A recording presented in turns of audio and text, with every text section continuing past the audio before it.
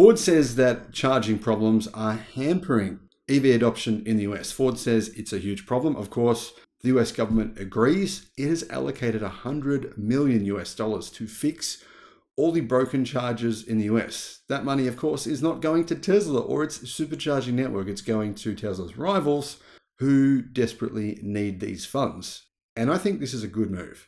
We need EV adoption. This is more important than Tesla or anything else. We need customers to adopt EVs. And I agree with Ford. It's a big, big problem. Hopefully this money can solve this problem. Hello, my friends. Welcome to the channel. Great to see you. Thank you for tuning in. I'm Sam Evans. You're watching the Electric Viking. Welcome to all the new subscribers. Welcome back, everyone else. Would love to see you personally and even have a chat to you personally at the EV show next weekend. I'll be there on Saturday, the 23rd of September, 1 p.m. in Melbourne. If you'd like a free ticket, email me. Just send it to my email if you'd like a ticket, contact@theelectricviking.com. I'll be on the radio, by the way, tomorrow on a few different stations. So yeah, if you're in Australia, you can also listen in to those radio interviews. Looking forward to meeting as many of you as possible. Yeah, Ford CEO Jim Farley, he's gained a lot of weight. I think he's pretty stressed lately. What a challenging period of time it is. I've got to say I'm surprised because, 6 months ago he looked relatively normal. Now he's looking quite on the large side. And sometimes that's what happens. You stress a lot over what's happening at your company, and he should be, because Ford are in a very difficult situation. He said the company will go bankrupt if it agrees to the union's demands, which seem very likely, but very difficult time. The other thing is, Ford realized that charging is a problem. So of course, they've basically been the drivers of Tesla's supercharging network becoming the standard. Well, Tesla's NACS chargers becoming the standard. That's a good thing. I've got to say massive kudos to Ford for making that happen. They did make it happen. So that's really, really something that should be a real credit to their company. Now, what does Ford say about range anxiety? For a long time, range anxiety, and still is, the main reason why car buyers haven't switched to EVs. That said, a new survey says that up to 60% of US buyers want to buy an electric car for their next car. They just need the right product. They need a charging network that works for them as well. Automakers and battery manufacturers have, of course, made some big advances in recent years to give EVs longer range. But I can say now with 100% certainty that within the next 2 or 3 years, EV range will increase by 20 plus, even up to 40%, depending on the model. However, in the meantime, there's some pretty significant hurdles the EV industry needs to overcome. Charging, in the mind of Jim Farley, the CEO of Ford, is the biggest hurdle. And why is he saying this? Well, of course, this is recency bias. What do I mean by recency bias? Well, Jim Farley, kudos to him again for doing this. Well, how many other CEOs have done this? Mary Barra, highest paid automotive CEO in the world. I don't believe she's done this, which she probably should, to get an idea of what's going on. But at the same time, I've got to say, hey, General Motors have obviously decided to join NACS as well. So it's a good move on their part. But my point is here, CEO of Ford, Jim Farley, what does he do? He takes a Ford F-150 Lightning after customers complain, and he goes on a road trip to find out if there's legitimacy to their complaints. He says there is. That the charging network was an experience that he won't forget soon.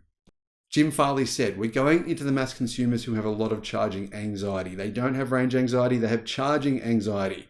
His comments came in response to the US Secretary of Energy, Jennifer Granholm's recent 4-day, 600-mile EV road trip from Charlotte, North Carolina to Memphis, Tennessee, that saw some staff members block a charger with a gas-powered car to reserve it for Granholm's car. That's pretty strange. But anyway, isn't that interesting to see that even government officials are actually finding out what Jim Farley said is true? It's obvious that the US charging infrastructure needs a lot of work. Is that work going to take place? Yeah, absolutely, it's taking place. Is Tesla hoping that everyone else goes slow and they keep going fast? Of course, Tesla wants the network. That's a pretty smart move on their part, if you ask me. And Tesla wants to use federal funds to continue building out the biggest EV charging network in the world. Ford has acknowledged that earlier this year, when it signed an agreement to adopt EV maker NACS charging ports on its electric cars, that the reason for this was to improve the experience for customers, not to have customers buy an EV and then decide, it was a bad decision. Charging challenges aside, Ford's CEO said EVs are at a disadvantage in the market today because of their higher prices compared to internal combustion. And that comes as a report came out yesterday saying that thanks to the reductions in battery prices this year, battery prices fell by 10% in July alone. They're down 30% this year. That EVs will be cheaper within a few years' time than gasoline-powered vehicles. That's amazing. It's happening very fast. However, Ford CEO Jim Farley said that customers are not willing to pay a premium for EVs, despite the fact that there are an increasing number of models available and prices have dropped from a year ago. He said, some customers who have the right duty cycle are really interested, but the price premium that we see a year ago is not there today. And he's right. I mean, for example, EVs are actually pretty much on par in many cases with internal combustion already in China, even in Europe, and now in North America. Mach-E, Ford Mustang Mach-E starts at around $43,000. Get the $7,500 tax credit, you're talking about $35,000. That's actually cheaper than an alternative gasoline-powered models. General Motors covers the affordable end of the EV market better right now thanks to the Bolt EV and the Bolt EUV. However, there's been a petition lately for the Equinox EV to actually cost $30,000. GM buyers believe that GM is not going to follow through with their price promise. I think that's probably true, so they're signing a petition. But General Motors have said that they can't affordably make an EV for $30,000 to $40,000. They can't do it and make a profit. They will have to make a loss for at least the next 3 years.